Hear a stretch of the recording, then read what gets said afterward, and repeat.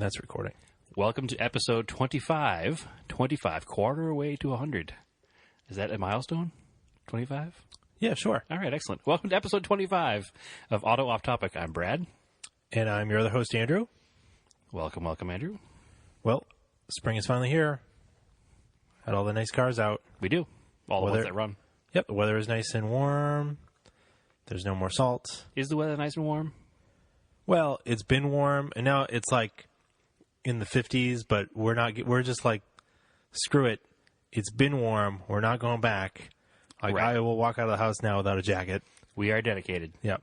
I did, however, bring a jacket with me when I left the house today, just threw it in the back seat, because in case it gets cold tonight. Yeah.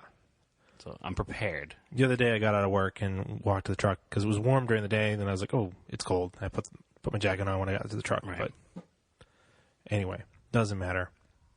It's spring. We're going with it. I actually drove the 78 Colt here tonight, so yep. Despite the fact that it's a little chilly and raining. Who cares? It's not going to snow. No snow, no salt. Life is good. Car's running awesome, so. Good, because it's, well, let's do, before we get into that. So from last week, right, we were talking about ringlands. Apparently, we were talking about piston failure and oil consumption. And apparently, in the Subaru world, ringland, they use as a term to describe the part of the piston in which it's the metal that is between the grooves of the piston ring grooves. Call them lands. Basically a seat. A seat. Right? Yeah. Yeah. I've never really heard it called that. I've always just called them piston ring grooves.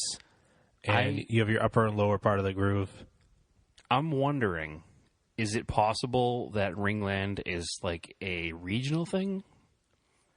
Because we've looked back into some books, some automotive theory books and automotive mechanic books, and a lot of them don't call it a ringland. No. And then I think a friend of ours found one today that did call it a ringland. But you don't see it very often. So you know how, like in England, the hood of a car is a bonnet versus where here it's a hood? Is it like a regional thing they call them ringlands? Maybe. And maybe the internet has kind of exposed that more? Maybe, but the book, at least in the 9th edition of the Bosch Automotive Handbook, which is a English translation of a German book, they don't call them that. They just say ring grooves. Right, which again could be because it's a regional thing and you got a translation there, so who knows? Yeah, I don't know, but apparently that was something. Yeah, I'm not saying we weren't wrong, because apparently we were wrong. Well, we weren't wrong. We just had never heard it before. Yeah, we kind of dismissed it. Interestingly, though, I learned a little bit of history about piston rings. In early steam engines, before the piston ring was invented, they would pack the piston with hemp to seal the gases in. So it still had grooves. Yeah. But they were just packed with hemp. Yeah, because it was holding in steam. It wasn't a flaming combustion. So. Correct, but that still must have been a wearable item, more so than a metal piston ring. Yeah. I mean, because it's hemp. Yeah. Even steam is going to make it go away eventually. Yeah. But, I mean, so much more simpler, so I don't know. But it is what it is. So, anyway. Yeah, we've learned a new thing, which is what we're all about. Learning new things about cars. Yep. And we like to call out corrections when we have them, so. Admitting that we're wrong more often than we're right. No, we're right a lot. Yeah, I'm just being, self-deprecating here. Okay. I get it. I missed it, but I get it. Correction. Andrew didn't get that sarcasm, but now he gets it now. Anyway. Project car updates. Did you have anything going on? I haven't done much this week. And just driving the car. I have, honestly, since the last podcast, I think this might be the first day it came out. Oh, really? Yeah, I haven't had a chance to drive it. I took, this past weekend was Easter. Yeah. So I was a little busy with family stuff. And it was really nice last Friday. So rather than do car things, I took the family up camping for the first weekend this year. Oh. So we'd never gone camping in April before. In fact, there was still snow on the ground. But it was really nice to get away. Did you pick up the Sapporo? Okay, so I guess there is a Project Car update. I've never admitted this freely on the air, but the Sapporo broke last year. Yeah. I think I've talked about that. What I didn't talk about is where it broke. It broke in Maine. Yes. My brother-in-law owns a plot of land, I guess you could call it. We don't have to say where it is. It's just in Maine. Yeah, just on the side of the Saco River, which is a huge river, so I won't say exactly where it is, in Maine. Yeah. And the car broke down up there last year. Yeah. And the entire plan was to get it back here before the salt hit. Well, that never happened because I didn't have the enclosed trailer yet when it happened. So that didn't happen. And when I got the enclosed trailer, I went up there to get the car. But there was so much snow that I couldn't even get into the property because there was like 27 inches of snow had fallen the day before because Maine. Yep. So the car, unfortunately, sat outside all winter for the first time ever. Mm-hmm. So I haven't slept much all winter thinking about that car being covered in snow and in the woods. So I finally went up there, and when I did take the family camping, I did bring my trailer with me. Yep. So putting the car in the trailer was a project and a half. So you did get in the trailer because I asked you, and then you kind of... No. Oh, okay. I did not get it in the trailer. That's where the project and a half comes into play. Okay. So it needs new tires anyway. Last year was the last year for those tires. Yep. Because they were on the car when I got it. I don't really like the wheels that are on it anyway, and they're pretty bald. So one tire was flat. Right. The reason the car is broke down is a transmission seal let go. So it's pissing transmission fluid out of the front input shaft in the transmission. So tire was flat. I got the car turned around to put in the trailer. And I got it stuck because it's on grass. In snow? And no snow, just grass where it was. On ball tires, huh? On ball tires in muddy, wet grass. And the car is pretty low, and it's an uneven surface. Mm-hmm. So it just kind of got high-centered. Yep. The flat tire came off the bead. Oh, okay. And then there was no traction. Okay. Because I was just spinning the open diff with one wheel on the ground. It's 4 and 114, right? It is. So... Do you want to borrow... No, I have a wheel and tire ready to bring up there. It's all cool. But you can borrow the Galant VR4 wheels. They have snow tires on them. I don't need snow tires. It's not in snow. But they work good in mud, though. Or the tire is fine. Okay. Then, in trying to get it unstuck, the broken transmission decided to stop transferring power to the rear wheels. Okay. So now it was sitting there with the debeaded tire in the mud, and it was just me and the wife and daughter. Okay. And I didn't have a lot of extra hands to help. Okay. So I said, here's what I'm going to do. I'm going to push it into the trailer. Yep. And I'll have the aid of the ratchet straps, and I come along to do it with. Okay. That didn't work. Okay. Because the car was so low and sunk into the dirt, which wasn't sunk into the dirt all winter, so that's good, so it didn't rust away. The car was in perfect shape. You would never know it sat outside all winter. I'm more than happy with how the car looks, so that's good. However, I was trying to back it into the trailer, and the exhaust was catching on the ramp door. Oh, because it's so low. Because it was too low. It's a pretty low ramp door, too. It is. It's right at the pavement, basically. But the exhaust is on the flat tire side. Oh, okay. So it dug into the ground. It caught the ramp door. It bent the exhaust down. It was a whole nightmare. So I said, I'm going to stop before I do more damage. I'm going to go home. I'm going to get a tire and wheel and a jack, and I'll do this properly. Okay. So I'll have to go with you. I could probably do it myself if I had a tire and wheel to do it right. It's just, but yeah, it'll help. And I need some more transmission fluid so I can put transmission fluid in the transmission so actually I can drive it into the truck. Yes. But whatever. So yes, it is still sitting there. I don't remember even how that came up to topic now, but I guess that is my project car down date. I now have flat tires and broken exhaust on the Sapporo, and I'm a horrible person. But the good news is the car was in excellent shape. No damage happened over the winter, thankfully, because I was super nervous about it because it was the first time I've not left it in a garage. It is all set, ready to come home now. I will get it home. The exhaust was kind of hacked together anyway from when it was in the junkyard in its previous life. So I wanted to fix it and replace it anyway. So, hey, well, you learned how to weld, and we have a welder, and that's a good welding project, is to weld exhaust. Yeah, exactly. It's simple. Low impact. Plus, it had a super goofy looking, little 1.5-inch turn down tip on it. So I'm just going to do something, a new muffler, not a loud muffler, but a new muffler with 2 little tips on it. So do 2 vertical tips? Yeah, like shotgun style. Yeah. Exactly. Well, like a vertical, like a 240Z. Yeah, they call them shotgun, even though they're up and down instead of left side to side. I don't know why they call them shotgun. I'm thinking about it, but they do call them shotgun tips. Weird. So, but that's what I kind of want to do to it. Yeah. So I'll do that, and I'll buy tires. Some for the DTM watts. Tips. Go straight up. No. Bozozuku, right up 30 feet in the air. The word Bozozoku and my Sapporo will never be said in the same sentence again. Why not? No. So that's my project car, I guess, down date kind of update. I apologize to all of my Sapporo-loving friends that I let the car sit outside, but it is fine. It did survive. Everything's good. Okay. So we're okay. Pat myself on the back a little bit that it's okay, but still upset about it. So last week, I thought, my fuel pump was dead. Needs fuel pump, bro. I had the connector apart. I finally had a few minutes, went out with my voltmeter, and powered the pump. Okay, pump's probably dead. But this doesn't make sense to me, because this pump is only 4 years old. It only has 30K in it. Weird. Let me plug it back together. Car fired right up. Strange. Just unplugging it and plugging it back in? Yeah. Okay. So, I've had a similar issue before in the Talon, probably 5 or 6 years ago. When the ECU started to fail, the car would randomly shut off while driving and not want to refire, and then would finally refire. It was super annoying for like 2 days. And it turns out that even though the capacitors were replaced in the ECU, which is a common issue on these older Mitsubishi ECUs, the caps, they have these capacitor caps that leak acid onto the board and corrode the board. So that one had failed a second time, and I switched it out, had it rebuilt, and the car ran fine.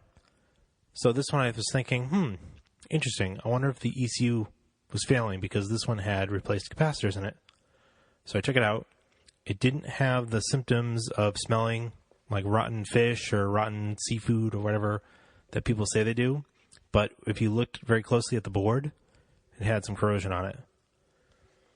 Like a rusty corrosion or like a white kind of aluminum like a white oxidation kind of look? Crusty corrosion on some of the capacitors, and I guess almost like maybe a battery in a device too long, that kind of acid. yeah. So I don't know if it just I get a little bit of moisture in my garage in the wintertime, and then it's sitting on a tender and maybe just having voltage running through it. There's some sort of, I don't know. I don't think the voltage running through it would cause an issue, but I bet that the little dampness in the garage might cause the issue. So regardless, I decided to switch that with a spare DSM ECU that I have from a 91, which they're nearly identical. The idle will be like a little bit different because the mass airflow meters are different, believe it or not. There's a couple pins that are different too. No, that's 90 to 91. Oh, okay. So I actually have 2 spare 1990 ECUs for my 1990 Talon, right? Because they're so rare. So anyways, I plugged it in. It fired up. It ran okay. I was like, all right, let's take it for some shakedown driving back and forth to work. It's only like 4 miles each way. It's, low risk. It's not really driving that well. I'm like, all right. Trying to run through my head of all the things that I've had happen before. What's not driving well? Is that a hesitation? Is it a skip? Is it a... You'd get into the throttle, and it would, at a certain point, kind of run lean, pull timing, and then fall flat on its face, which is what it's supposed to do if it runs lean. Right. It immediately pulls timing, so you don't blow the engine up. I was like, that's kind of weird. It wasn't doing that before. Now, in the fall, after the cooling fan failed, at the same time, the wideband O2 sensor, I have an AM Yu-Gi-Oh! Wideband, started to fail. It's about 4 years old, which apparently is about the lifespan of them, especially because I have it in the stock location. So I've got a second-gen O2 housing off the turbo, and actually puts the O2 sensor a little bit further down, but it's still pretty close to the turbo in the heat, which they don't really recommend, but I didn't want to weld in an extra bung. I just wanted to use it in that spot. And I have it set up with the narrowband output so that it outputs to the ECU. And then what I do is, I was used to the last 4 years watching it on the wideband sensor. It sort of cycles at idle between like 14 and 15, which is what it's supposed to do when it's an open loop. And then when you get on the throttle, it'll go to like 10.9. Maybe if it's a little warmer outside, it goes to like 11.1, which is pretty good. That's right about where you want it at 15 pounds of boost. It's not too lean. And when you would let off the throttle and like kind of coast, you would go to like 19, which is lean because your throttle's closed and you're just kind of coasting. This one was reading a little bit different. It would go to like 16 or 17, and then kind of do that at idle too sometimes. That's weird. And then just kind of go totally lean at idle, which seemed kind of weird. So I was like, that's odd. So what I did when I replaced that O2 sensor is I purchased one that the internet told me was a cheaper replacement equivalent to the AEM Bosch one. So it came out of a Bosch box, but it was not the AEM approved replacement one. Which we assume was the same thing, kind of. I mean, they're both Bosch. Well, yeah, and I try in doing research on the internet, different forums. This is the one that people recommended, so I thought, well, that's worth a shot because it was like $40 less than the $100 AEM one. And some people were like, no, you can't use that because the AEM has like it's calibrated by AEM or whatever. It's got some sort of resistor in it. It's for their sensor. And I was like, yeah, I'll show them. Right. I'll spend less. So I think that's an issue there. And in trying to save $40, I ended up just spending another $100 this week to buy the correct one. So you've technically spent $60 more. Yes. Although it may have been time to replace it anyway, because it was, again, like you said, it's 4 years old, so who knows? Well, the original one, yes. But right now the car has the replacement one that is not the correct AEM one. Oh, so you put in it now? Yes. Oh, okay. So now I have the correct AEM part number. It's actually this one over here.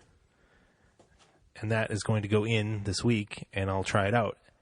Because the car ran really well with that setup, the correct one. Okay. Okay, so the original you bought the correct one. The replacement one you bought was the cheap one.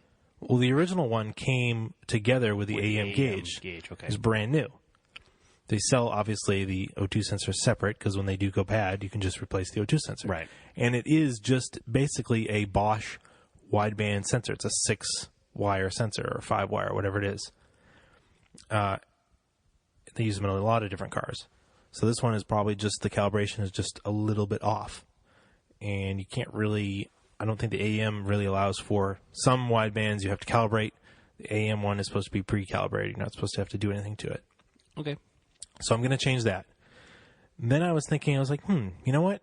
I've had issues with this one vacuum line that pops off a solenoid, and then the car will idle weird. So I was like, pop the hood, and I look. Now the side that popped off, that I zip tied, did not pop off.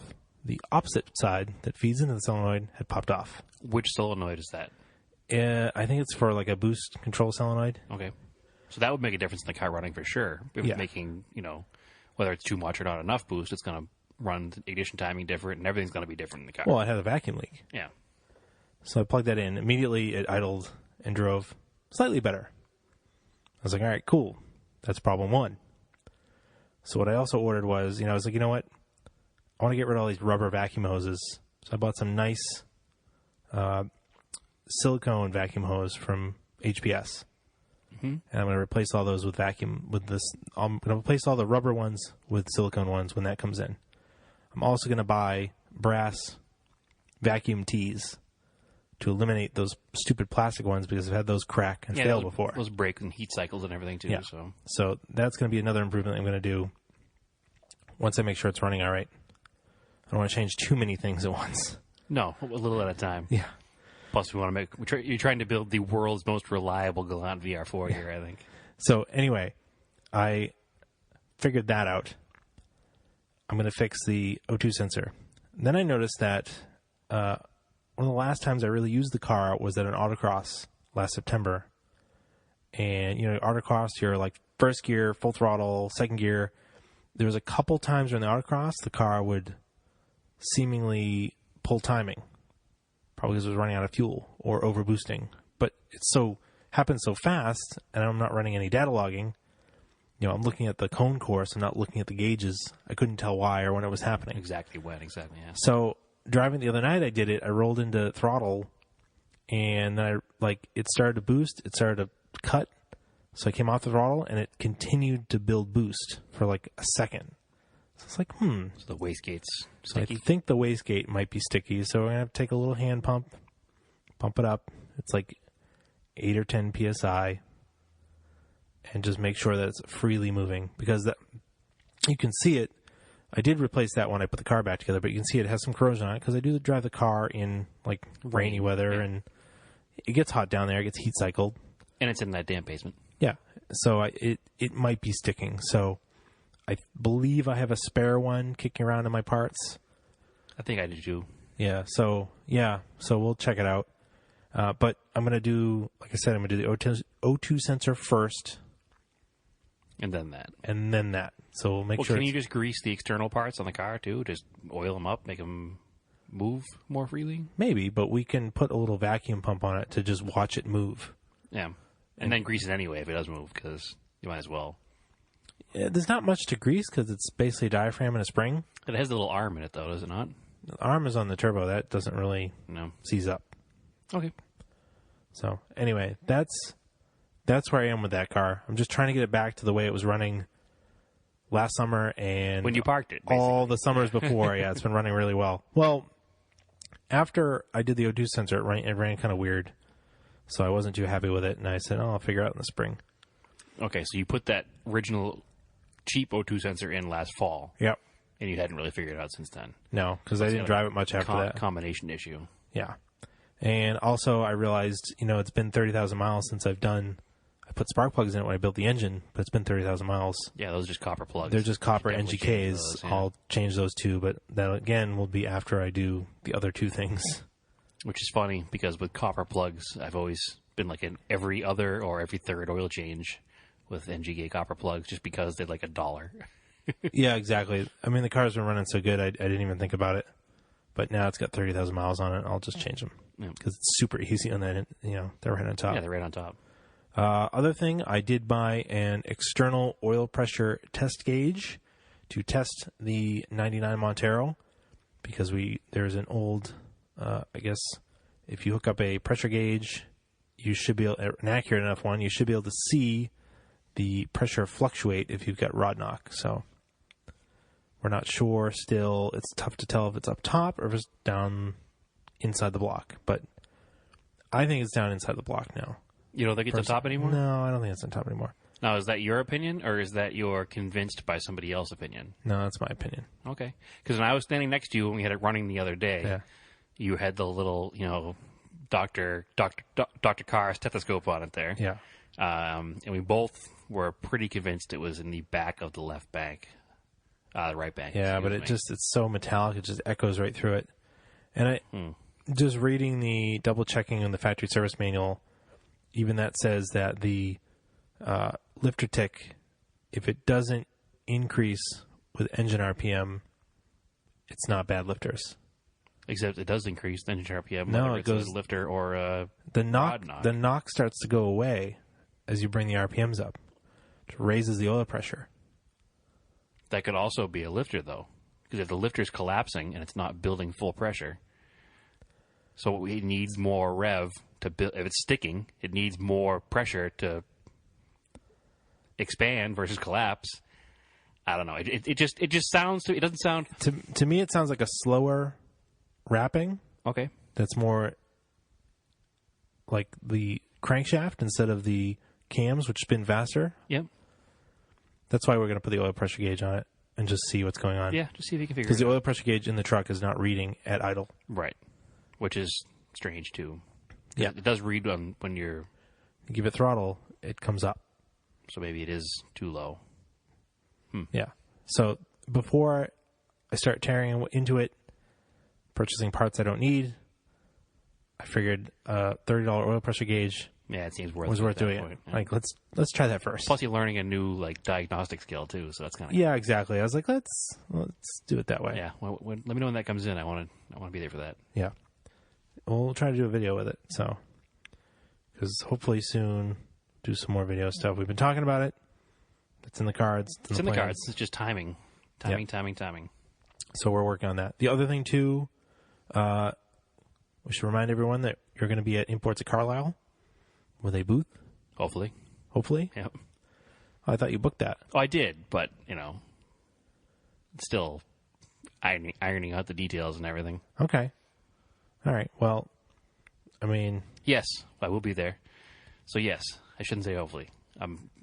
was planned for the best, everything goes smoothly and perfectly, then yes. You should be there, because I should be. It's a month away, a couple weeks away. If anything, you're just going there with your truck and trailer. Well, here's the new thing. Yeah. We maybe bring a car in the trailer. Yeah. And that car might be an Escort. Okay. So that would be super, like, attention-getting, having a Mark II Escort rally car in our booth as well.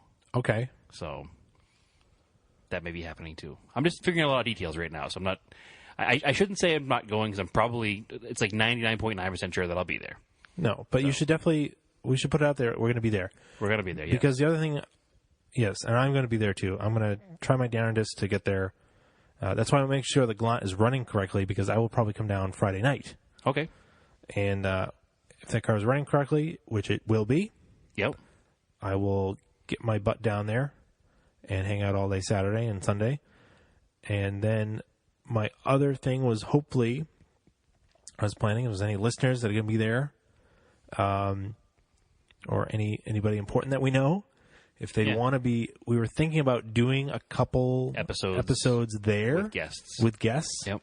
Because that would be kind of cool. Yeah, very cool. We'll bring this stuff's pretty portable. At least just the recorder is. And the whole thing is. Even if we just use the recorder with the mics that are on it. You can just set up at the back of my trailer. Yeah, exactly. Weather exactly. And that would be pretty fun. So that's something that we're trying to plan on. And if you're going to be there, definitely come see us and talk to us and hopefully check out a sweet Escort. Yeah, well, the Escort will definitely be there in the trailer. Okay. That's essentially the plan, is we're bringing it down there. It's going to, A, call attention to the company because it's cool, and B, call attention to the fact that Al now can help with the importing of cars from Europe. Okay. Because that is going to be our new bread and butter, I think, is the plan. So, okay. But it will be cool. And that car is super rad because it's a legitimate... Is it the red or the white one? It's the white Mark II RS 2000. Yes. An actual RS 2000. Yes. It's not a clone. And it's full, cage. We will work with Twin Weber.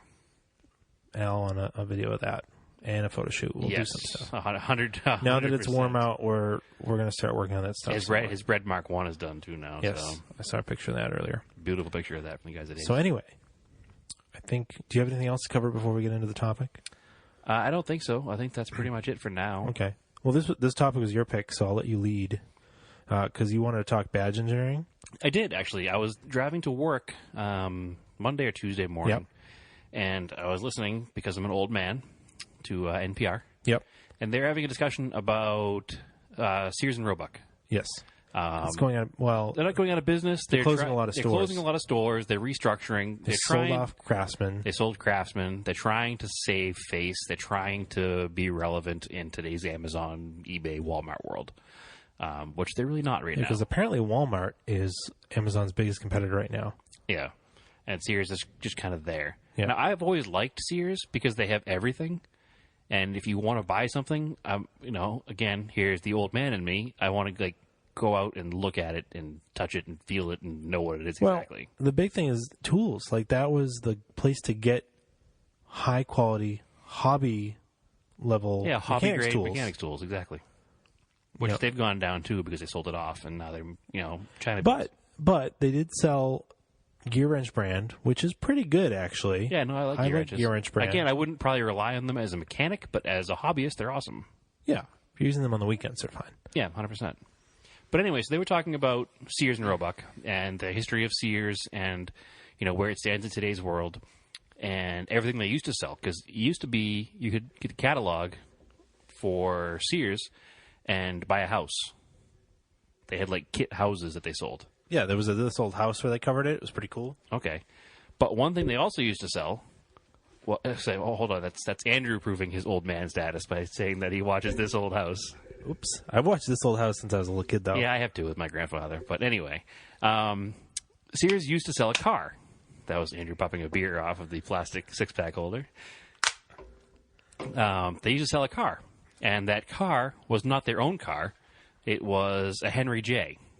Which I was like, what is a Henry J? Yeah, well, 1950s American cars. Oh, here's old man. Yeah. But they rebranded it and sold it with minimal changes as an Allstate. So that was the Sears Allstate. You could literally pick up the Sears catalog. Allstate. Yeah. You could pick up the Sears catalog and buy yourself a house, a washer, a dryer, a bed, a pair of shoes, and a car, all in one fell swoop of an order. You could purchase the American dream. Pretty much.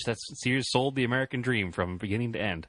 And the Henry J is actually a cool little car, and we've been talking a lot lately about gassers and, like, period-correct 50s and 60s race cars. Oh, and a lot of Henry J's, and, you know, consequently Allstates, were built into, like, altered wheelbase, gasser-style funny cars. Now I picture what they are, yep. Yeah, a little fastback. It was like a, you know, 2/3 scale 49 Chevy fastback. It's the 50s equivalent of taking the Colt and putting a Hemi in it, right?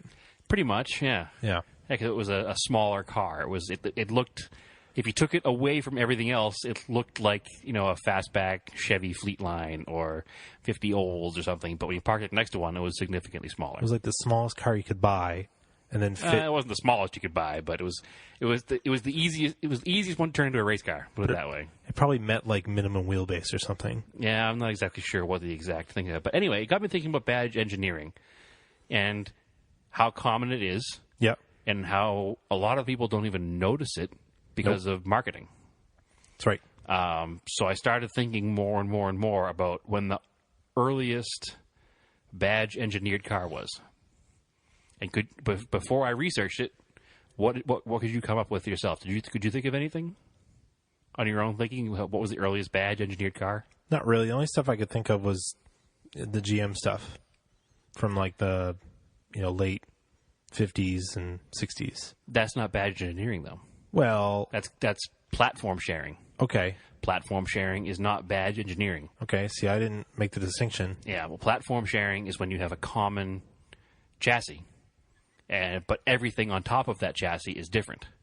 Okay. So yep. All right, when you had a Chevy and a Pontiac, there were no components. I mean, there was maybe some minor little suspension components and maybe some steering parts and you know, radio parts that might have been shared, but engines and all sheet metal and all the glass and all the interiors were specific from car to car. There was no shared parts as a general rule, and that's platform sharing. That's not badge engineering. So I was thinking back, and the earliest things I could think of for badge engineering in my head was in the 50s. I couldn't think of anything before the 50s for badge engineering. Excuse me, the 40s, I should say, because like the 40 Ford, 40 Mercury were essentially the same car. Okay. Because that was, you know, trim level differences. So I looked it up. The first true instance of badge engineering was 1926. Okay. And I learned something because that's a car that I'd never even heard of before. A car brand by the name of Ajax, like the soap. American Car Company. Yeah, there were tons of American car companies. Turn of the century, pre-war. They were pre-World War One. Yeah, even pre-World War II, there were still a bunch more. But anyway, so the car was called the Ajax, and Nash, who was around a lot longer after that, you know, the Nash Metropolitan in the 50s and you know, the bathtub Nashes in the 40s, they bought out the Ajax Corporation and sold the cars as Nashes. Now, they'd already built 22,000 of them. Okay. When they did it. And the man who ran Nash said, well, we're going to sell these now as Nashes. So we're just going to change the grill shell, change the hubcaps, and change the emblems on all the cars. So they stopped production for 2 days. And they had the car builders go up and down the assembly line and up and down the storage lots with all the cars and change all the badges, all the hubcaps, and all the grill shells. Because he's like, well, I want this to be our car. We bought it. We're putting the money in it. We don't want these cars to be sold as Ajax anymore. We want to call them as the Nash Light 6. Okay. It was a smaller car. And then the other cool thing they did was they sent a kit out to every Ajax owner to turn your own car into a Nash. Oh. So you have like an orphan car. Right. But the theory was that when it came time for resale, that you would have a car that still exists and it would be worth more. Okay. Yep. So the guy who ran Nash, I think his name was Henry Nash, actually, which I could be wrong on, which, again, putting ourselves in for a fixing of next week, was so, you know, into his company that he wanted anything sold in his name or similarly sold in his name to be brand identified. And that was the earliest actual badge engineering I could find. So, again, if somebody knows of an earlier one, I dug a little deeper and I couldn't find anything else. And then we'd love to hear about it. It actually took me to a Wikipedia entry, which I know is not, I guess a perfect source of information, but that even said the same thing, that the Nash was the first. There was one before it they said was kind of like because the car was built somewhere and then it was coach built bodies, and I don't really consider that the same. No, I think that the Nash really is the first of it. So I think when they're literally changing badges, that's literally badge engineering. That is badge engineering. Changing badges, grill shells, and hubcaps. Yep. So I think it's really cool. I had never heard of the Ajax, and I'm sure a lot of that probably has to do with Nash's efforts to change all the existing Ajaxes into Nashes. So I wonder if they were worth anything today if you had the original Ajax stuff. Nothing from the 20s is worth anything today because nobody that cares about it is alive anymore, unfortunately. So that's one of the reasons that, one of us someday should own a ridiculous 20s or 30s car because they're going down in value all the time. Yeah. But anyway, so as you pointed out yesterday, when you were talking about it with me, when we were kind of prepping for the show, that, a Chevy small block and a Pontiac small block used to be different things. They were. But because that wasn't true badge engineering, that was just platform sharing. Okay. So you had a common chassis, and then you had a bunch of parts that were individualized from car to car going on top of it. Yes. So that had a lot to do with marketing, too. It's a lot to do with marketing. Pontiac had, in the 60s and 50s, they had Pontiac wide track. I think it was basically, which way did it go? So it was basically Chevy was your entry level. Yep. Then you might go up to a Pontiac. And a Buick. Oldsmobile. I think Buick and Oldsmobile on the same level? I'm not even sure anymore. It's gotten so muddy over the years that I forget the way it used to be, the way it was supposed to be in the first place. Because GM was formed in 1923 by all the existing companies putting together.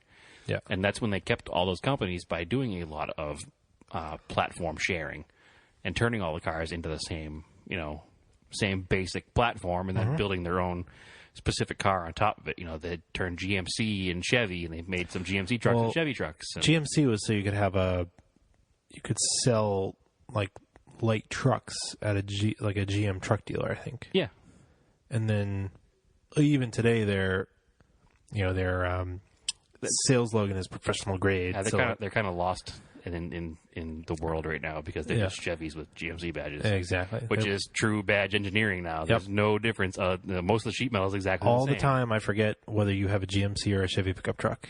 My truck is a Chevy. Yes. Which is unfortunate because the GMC grill is so much prettier.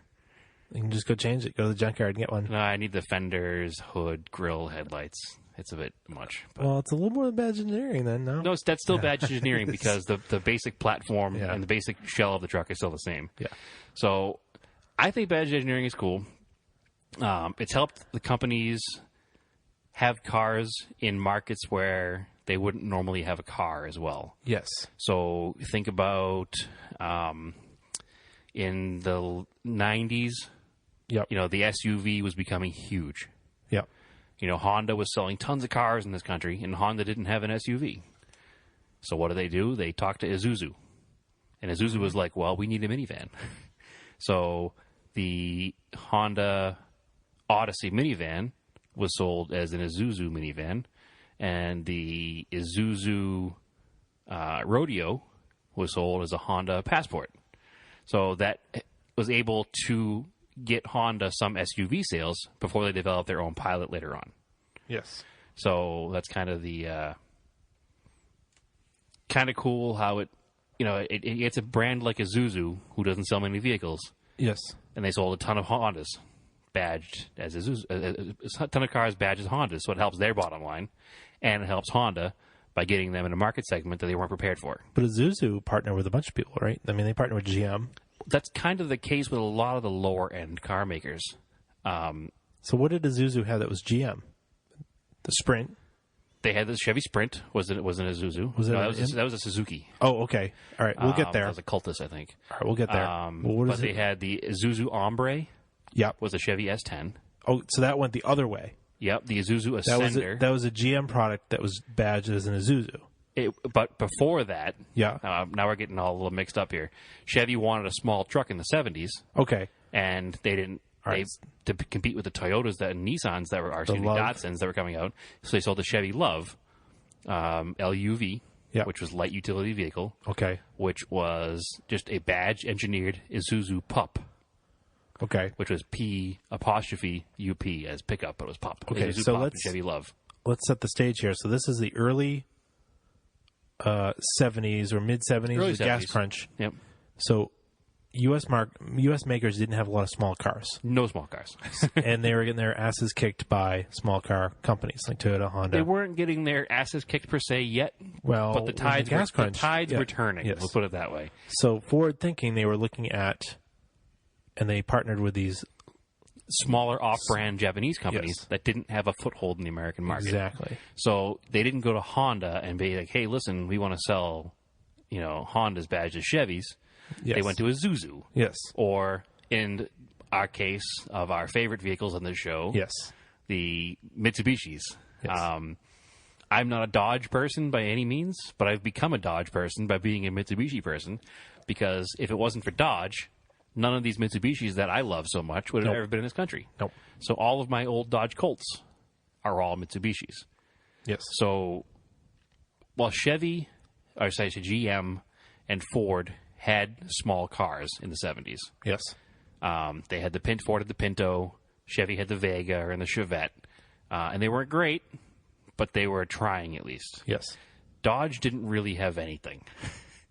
So they kind of got caught out on it. They were the company that built Hemis.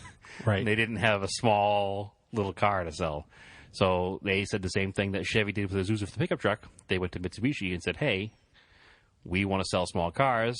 You guys want to get a foothold in the American market. You guys are kind of known for bombing Pearl Harbor, so your name's not really well known. Yeah, you really can't sell cars under the Mitsubishi name yet until you get them, into the country and proven some other way. Yeah.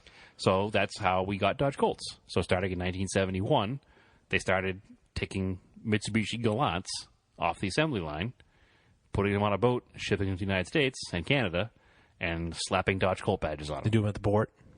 I think they were done at the factory. I don't think they're done at the port, because the holes don't line up 100% in all of them. But I could be wrong. I don't know for a fact. And they were left-hand drive too. So there were certain things that were changed for the American market. Obviously, I mean, they made a left-hand drive, Galant for other markets, but these were obviously specific American market cars, catalytic converters and all that stuff. Not in 71, but later on. I forget where I was going with that, but that's okay. So that's badge engineering that has benefited me. All right, but so let's go back to the early 70s and GM. So the GM had the Isuzu Pup, which is the Love. Chevy Love, Isuzu Pup. What else did they have? And was there any small cars other than the pickup? Buick and Opel. Okay, together. They sold Opels here in the Buick dealerships. But they were sold as Opels. They were still sold as Opels, but they're sold at Buick dealerships. There was never like an Opel dealer network. Interesting. Ford wanted to get on the small pickup game too. Yeah, what did Ford have? They had the Ford Courier. Oh, it was a Mazda. Which was a Mazda. Okay. Yep. And so that Ford-Mazda relationship goes back to the 70s. 70s as well. They all go back to that same gas crunch time where they had needed small vehicles and didn't have that much, knowledge of making small because vehicles. Then you see this lineage goes all the way up till today. Because up until a couple years ago, you could still buy a Mazda B2200, and it was a Ford Ranger. It went the other way around. It became Fords instead of Mazdas. Yes. Well, a Fiesta, current gen Fiesta, right? Yep. Was also a Mazda 2. Yes. Same platform, but you didn't get the cool turbocharged engine. But you could in other countries, I think. Yeah. Did they make a Mazda 2 that was fancier elsewhere? I don't know. I don't know either. I love Mazda 2s. I just never... Yeah. What did Nissan partner with anyone? Different people over the years. When do you want to start? Well, you've got what was the minivan? That was a Nissan. The one it was in the a 80s? Nissan Quest, but it was a Mercury. Oh, it was a Mercury Villager. Yes. That was a weird one, which I don't understand, because Ford had their own van. That's right. Which was the Windstar, after the Aerostar. But those were rear-wheel drive, right? No, the Aerostars were rear-wheel drive. Okay. The Windstars were right. front-wheel drive. Yep. They're basically Ford Tauruses underneath. So why Mercury was a Nissan... Oh, it was a different product. It was different from the Ford. Totally I don't different. understand, because this is where badge engineering goes off the rails for me. It makes sense for me for Chevy to go to Isuzu and buy Love in 1971. It makes sense for me. They don't have to engineer a small truck from the ground up. Right. Somebody already made it. It makes sense for me for Dodge to go to Mitsubishi and say, hey, we want your Galant to sell as a Colt. That all makes sense to me. Yeah. What doesn't make sense to me anymore is badge engineering to the point that it became, for example, Ford Taurus Mercury Sable. Yes. So it used to be Ford entry-level, Mercury mid-market, Lincoln high-end. Yep. But now you could go to the Ford dealer and you could buy a loaded Ford Taurus, SEL, and it was nicer than a base model Mercury Sable. So at this point, why did the Mercury Sable need to exist anymore? So they kind of badge engineered themselves out of existence. I feel like at some point they were banking on brand loyalty for people. But there's no brand loyalty when you sell the same car to everybody. But some people, well, I shouldn't say brand, maybe badge loyalty. Some people really liked Mercuries. Some people were Fords. Some people are Chevy families. Like, I guess. I mean, I'm a Mitsubishi family, I guess, now, so I see it. But at the same time, if there was two versions of the same car available and they were identical, other than a couple of minor trim level changes, I'm going to go whichever one gives me the better deal. It's true. It's the same car. It doesn't matter anymore. Like, there was at no point. I've never been a Mercury Sable Ford Taurus buyer. No. But I can't imagine anybody who is a Ford Taurus Mercury Sable buyer going to the dealer and being like, I really like the Taurus option package, but man, that headlight that goes all the way across the front of the Sable is pretty badass. So I need to buy a Sable instead. Like, nobody's going to say that. They're going to be like, well, Ford has the better rate for my payment, and they have the better options package available. I'm going to buy the Ford. You say that, but somebody probably likes the Mercury styling better. I don't know. Somewhere. Somebody does. Maybe, but, I mean, going back to it, I do love that front headlight in the Mercury. All right. But it's the only thing about the car I like, so it doesn't matter. I just think that badge engineering is good when it gets a company a car that it needs and a segment that it needs, like Volkswagen. They had the Rutan a few years ago, which was essentially a Chrysler minivan. Yep. Because Volkswagen didn't have anything in the minivan segment that they could sell in this country. Which is interesting because they weren't interesting because they pretty much invented the minivan. Yeah, but they weren't even though partnered with they weren't like FCA or whatever, Daimler Chrysler. They were just, maybe that was the connection though, with being German Daimler. I don't know. I don't think there's any connection to that at all. I think it's just they wanted a minivan, and they may have talked to Chevy, and they may have talked to Ford, and they may have talked to Dodge, and they may have talked to Honda. Who knows? Yeah. And the only one they could strike a deal with was Dodge. Yeah. So I don't know. I'm not that deep in the industry to know exactly how it happens or why these connections happen. But there's been a lot of this over the years. Well, there was the Ford Probe was a Mazda MX-6. Yeah. The Ford Escort was a Mazda-based. I don't know. I'm losing the name of the car, but it was like a 323 or something. Same base car. It was basically Ford and Mazda. The big ones everybody knows are Ford and Mazda. Yep. Chevy, Isuzu, but they also did Suzuki. Chevy, Isuzu, Suzuki. Yep. But a lot of the GM stuff came out of the late 80s, early 90s, right? Well, I think the line of Geos came out. Yes. Every Geo was a bad car. They developed their own car, their own brand. But there were none of their own cars. So you had the Geo Storm, which was an Isuzu Impulse. Okay. You had Geo Tracker. Geo Tracker was a Suzuki Sidekick. Okay. You had the Geo Prism. Yep. Was a Toyota Corolla. Weird. Oh, so GM has Toyota ties too. That's right. Well, because there's also a Toyota Cavalier that they sold in Japan in the 90s. Right. So there's a lot of... A Matrix is the same as a Vibe. A Matrix and a Vibe are the same car. Weird. Yep. But the entire Geo line was other people's cars. Yeah. Just badge engineered. Which, they're not the only ones to do that in that time. Because in the late 80s, Eagle did that. Exactly. But Eagle had AMCs. Eagle didn't have AMCs. Chrysler owned AMC. Okay. And AMC built a car called the Eagle. Yeah. So when Chrysler bought AMC and they started Eagle, the AMC branded cars went away. Okay. You couldn't buy an AMC Eagle or Eagle AMC Eagle. So what they had was the Eagle Medallion, which was a Renault.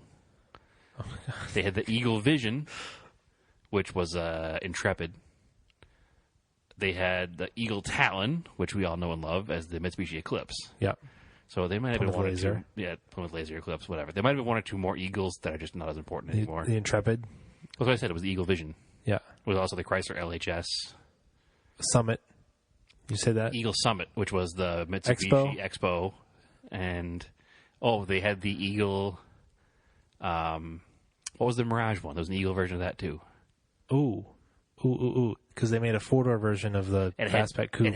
It wasn't a Fastback, though. It had different taillights. Yeah. It had, like, the Evo taillights.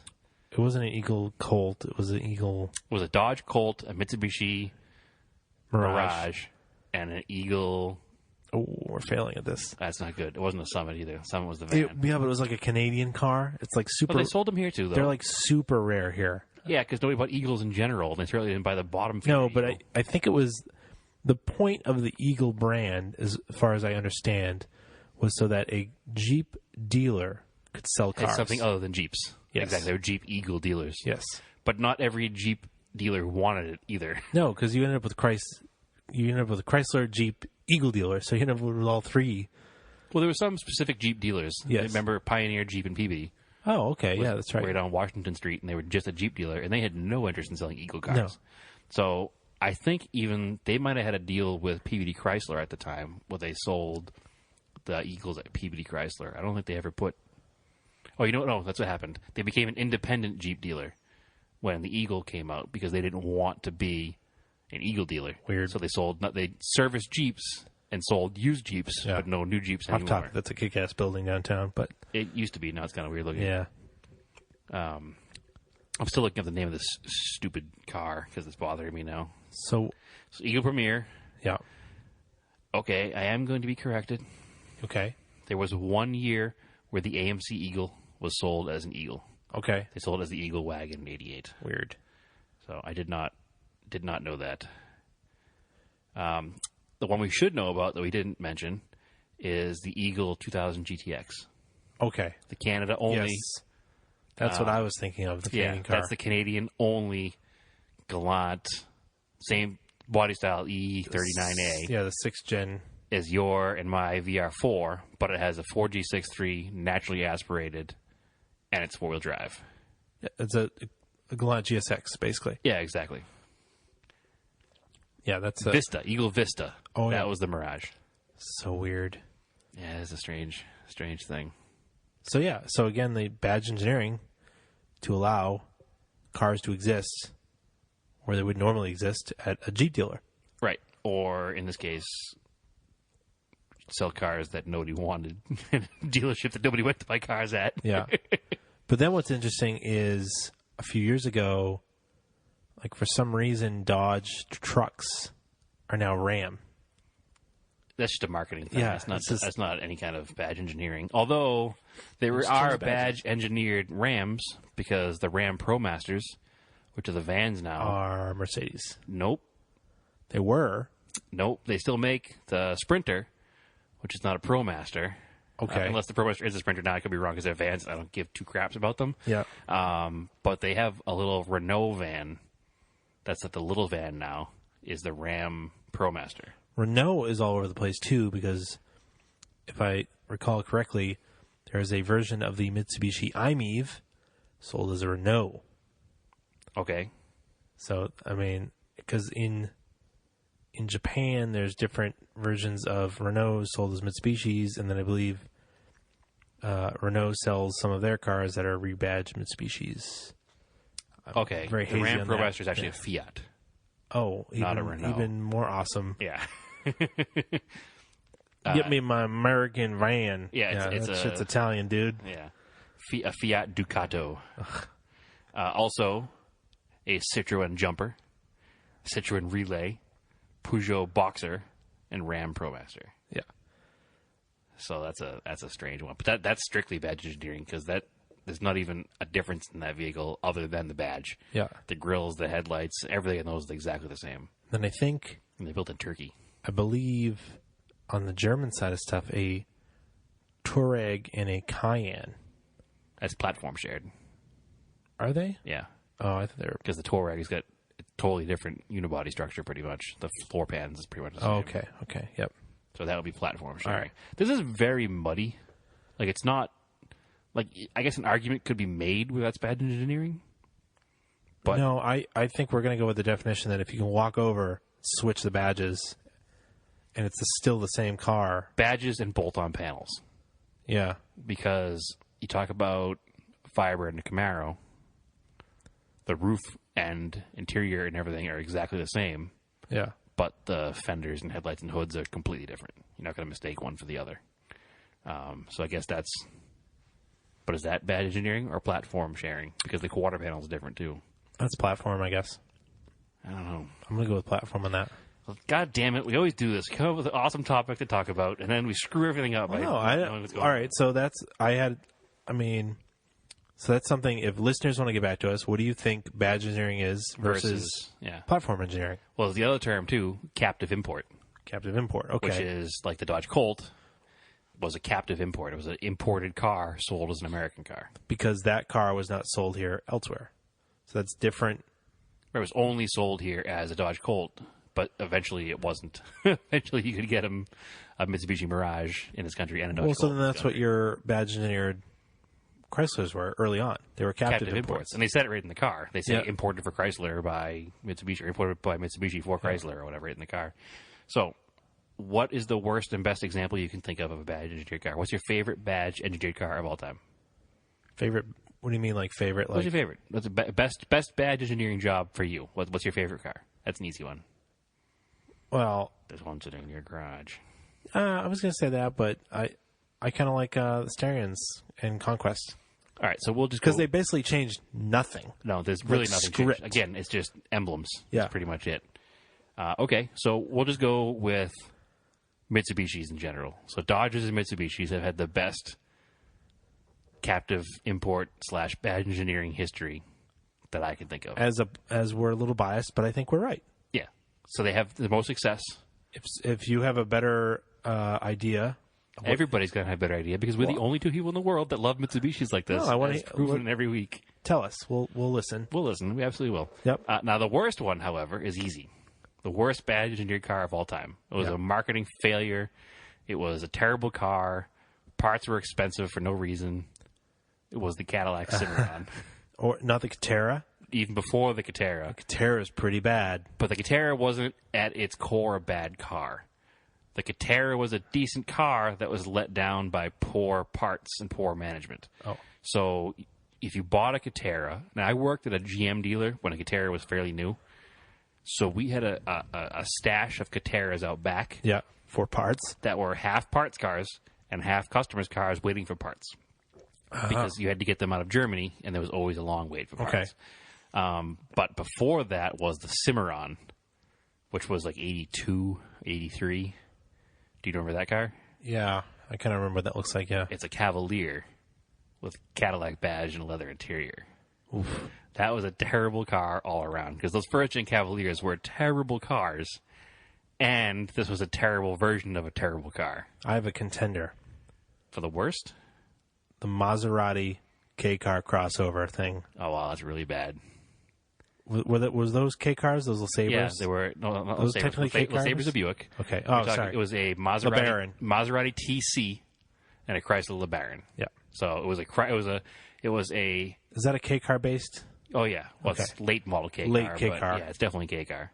K-cars, badge engineered. Those are all badge engineered. Yeah, straight down to the minivan essentially, which has become platform engineering, but yeah, or platform sharing. But those were badge engineered and platform shared. A little bit of both. That was a platform shared car, and then each platform had badge engineering on top of it. Yeah. So you had the Chrysler and Dodge and Plymouth versions of everything, much like GM did, but they didn't change anything other than emblems. Of course, you could argue this is frugal engineering.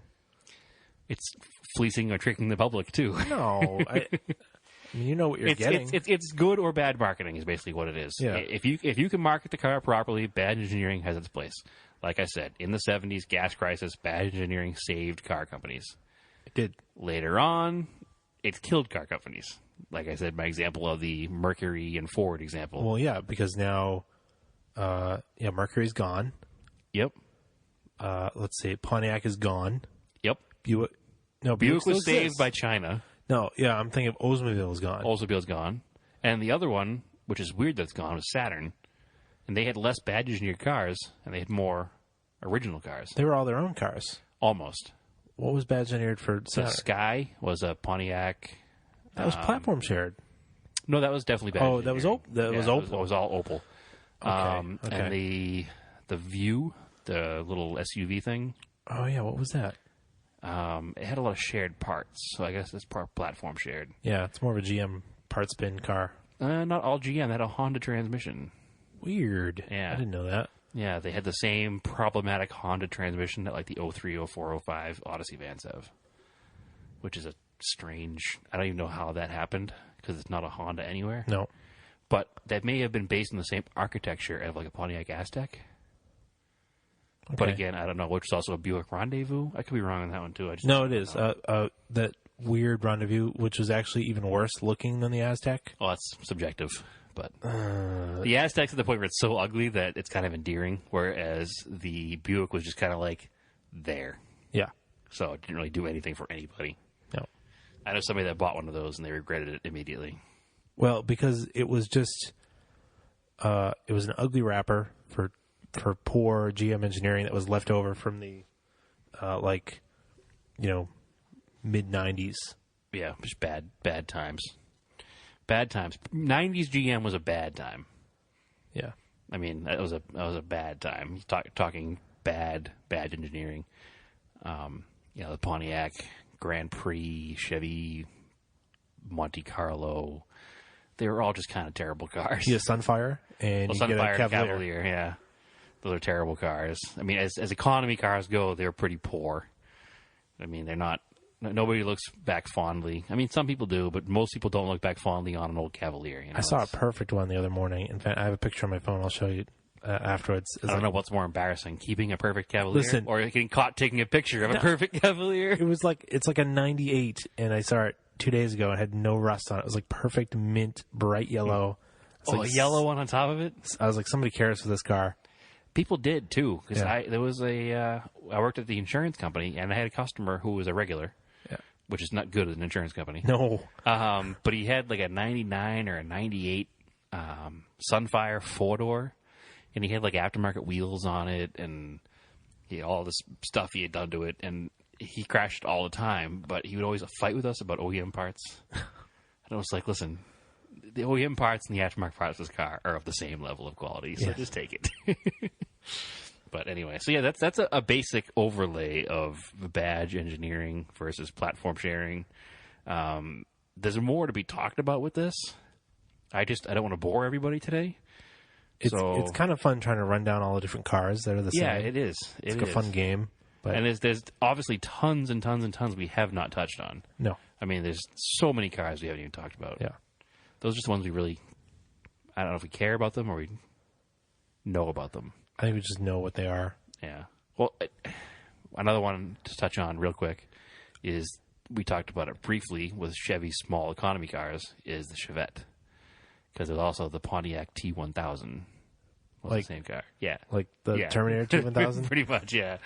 That was a Pontiac's version of a bad engineered Chevette. You know what I get all the time is that people mistake the 89 Montero with a Trooper. Or a SLX. Yes. Which is the Acura badge engineered version of the Trooper. But they're totally different. No, they're not. No. A Montero and a Trooper is totally different. Well, they have the same basic shape. So that's I can see, it. But they're not. There's no platform parts, at all that's shared or a badge. Totally different cars. Yeah. There was another Acura one too, was there not? There was the SLX, which was a Trooper. What did Subaru have? It was they have a big SUV that's available in like Japan. That's an Isuzu too, the Bighorn. The Bighorn, yep. Yeah, that's also an Isuzu. Can't forget that. Yeah.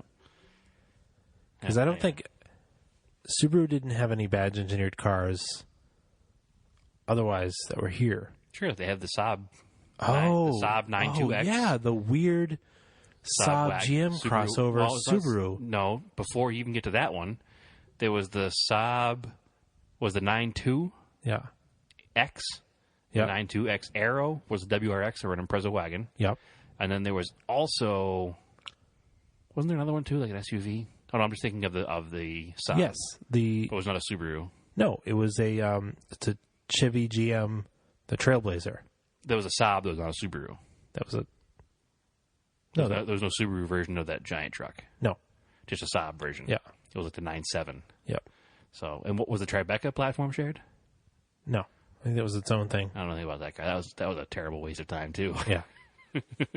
But anyway, see, this is like an onion. You just keep going with these. Yeah, every car manufacturer has it. I mean, even Jaguar in its dark days had the Ford Mondeo, which was the Jaguar X-Type, which is a That car kind of brought him back, though, but it was a good car at the time. I don't know if it was a good car at the time or if it was the car that was needed at the time. It put him back on the map. I think it was marketing more than anything else because they had a slightly affordable Jaguar. Mm-hmm. But the funny thing about that car, and this is the same as the Lincoln LS. Is LS platform. That's going back to platform sharing. Okay, yes. It's an Lincoln LS platform. Yep. Funny part about that car, and this happened when I worked at a dealership, was we had a Jaguar X-Type in for a used car check. Yep. And it needed sway bar bushings. Or sway bar links. So we bought the sway bar links from Jaguar, and they were $74 each. Right. And we got them, and they were in a bag with a Jaguar sticker on it, but you could see the Jaguar sticker was just stuck over a Ford sticker. So we called the Ford dealer with the Ford part number, and they were like $15. Yeah. So we returned the Jaguar ones and bought the Ford ones because they were the same damn part, just marked up like 400%. Those also have a terrible, terrible hydraulically powered cooling fan. Jeep Grand Cherokees have that same setup. Yes. You know what else those cars have? Nobody should ever do that ever. Don't ever. No, it's a bad idea. Cooling fan is powered by automatic transmission fluid. Yeah. And Mini Coopers also did it, non-turbo Minis. Oh, I didn't know that. And when it fails, it is horribly expensive to fix. It breaks everything. It is terrible. Car overheats, transmission gets junk. Oh, it's bad. There's fluid everywhere. Yeah. The other bad thing that LS platform has is non-serviceable either upper or lower ball joints. So it's a wear item that's not serviceable. You have to replace the entire knuckle. And they're like $480 a side. So, again... That's why those cars are in the junkyard now. A lot of them are. That's why the Lincoln LS became kind of like the, second-tier drug dealer car around here because they were all so cheap in the junkyard bound.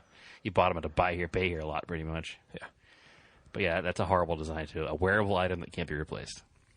Oh, you know what's another good... we're getting a little long here, but you know what's another good... See, I say this is a badge-engineered one, is the Infiniti i30 Maxima. That's totally bad engineering. Yeah. Yep, 100%. You're just paying for a gussied-up Maxima. My favorite badge-engineered Infiniti, though, would be... G20 Primera? Well, okay. My second favorite one, though, would be the kind of the redheaded stepchild of the Infiniti family. What, the M30X? No, the J30. J30. The J30 and Nissan Leopard. Yes. It was Nissan Leopard in other parts of the world, and it was a J30 here.